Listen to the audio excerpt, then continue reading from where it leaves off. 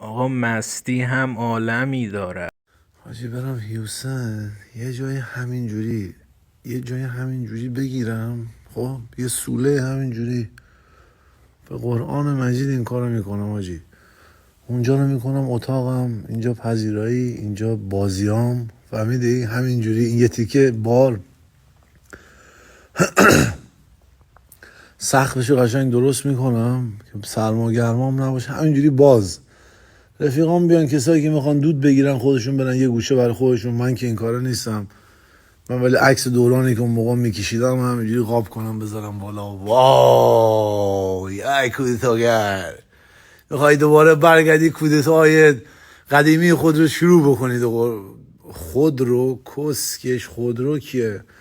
بعد این ور بیلا رو بذارم، هر دختری که من اذیت کرد با بیل اینو دنبال بدم، حالا نسبت به قدشون بیلای کوچیک، بیلای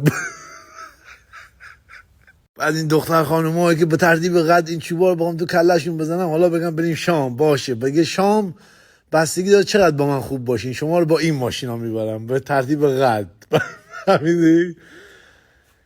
کوچولو، نیم لولو، توتورو، اصلا زده روش، وای دکترو، زوزولو، کسولو، ای خدا چقدر ست شد. بعد اینورم میدونی چی میشه؟ که اینور میگه منم لولو، وای لولو اومد.